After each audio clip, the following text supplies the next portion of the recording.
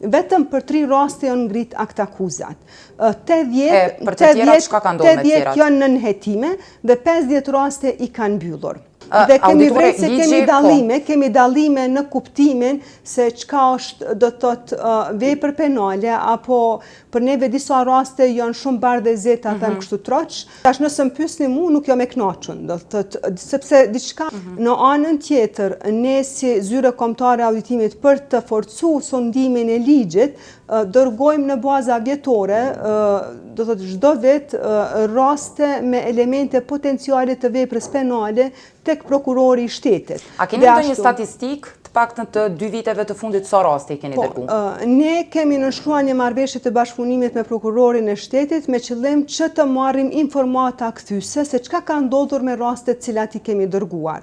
Dhe në bazë të një raporti që kemi pranuar në mars të vitit të kaluar, ka rezultuar që nga 143 raste të cilat ata i kanë marrë në shqyrtim, ne në fakt kemi dërguar 380 raste qysh nga viti 2018, por që informata kthyese tek ne është dhënë vetëm për 143 raste dhe ashtu siç e theksuat edhe ju në fillim të këtij emisioni, vetëm për 3 raste janë ngrit akt akuzat.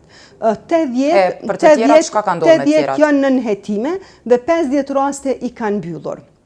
A kanë dhënë arsye tim për mbylljen e këtyre rasteve? Në disa raste ne pranojmë edhe raportin do të thotë nga hetuesia për mbylljen e rastit. Ne vitin e kaluar në dhjetor të vitit 2024 kemi mbajtur një punëtori së bashku me prokurorët e shtetit për të diskutuar do të thotë këto shqetësimet e tona dhe me një farë mënyre për t'i ndihmu prokurorit të shtetit që t'i kuptoj më mirë gjetjet audituese dhe në rast do të thotë të nevojës shohim nëse ka nevojë t'i ofrojmë edhe informata shtesë.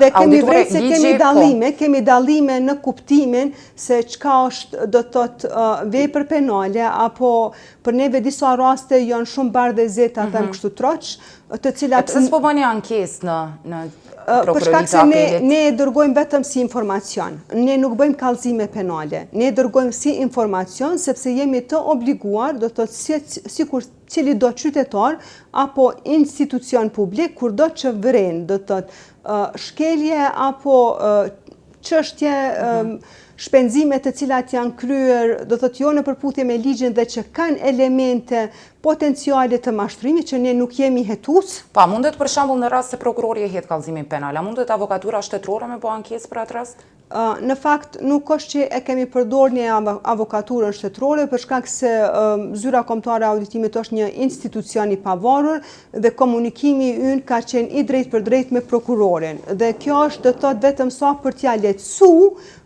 punën prokurorit të shtetit, megjithatë të gjitha raportet tona janë publike, janë të qasshme për secilin dhe secili prokuror mund t'i qaset dhe mund ta merr edhe raportin për shkak se ne e bëjmë publik, mbajmë konferenca për media. Po veç në fund i kemi vetëm 3 akt akuza prej qindra rasteve të cilat i keni dorëzuar. Tash nëse më pyesni mua nuk jam e kënaqur, do të thotë sepse diçka nuk është në rregull, ose ne nuk jemi do të thotë si zyre kombëtare auditimit, gjetjet të cilat ne po i dërgojmë nuk janë çështje të cilat kanë elemente potenciale ose hetuesi nuk po e kryjnë punën si duhet. Megjithatë ajo se çka kemi vrejt, do të thotë kemi vrejt se nuk është bërë punë e mjaftueshme për t'i hetuar rastet.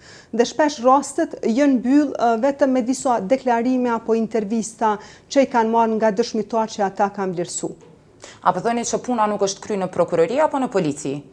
Tash unë nuk mund ta them për shkak se ne nuk e auditojmë, do të thotë atë proces nuk e kemi audituar, unë mund po e flas për Po në fund raportin e lexoni. Raporti është një raport do të thotë me statistika për raste të caktuara, mirë po që nuk i adreson do të thotë shkaqet apo arsyet për secilin rast pse është mbyll rasti. Por që ne kemi pranuar edhe raporte do të thotë prej prokurorive themelore për mbylljen e disa rasteve dhe aty e kemi vrejë do të thotë mënyrën se si po i trajtojnë.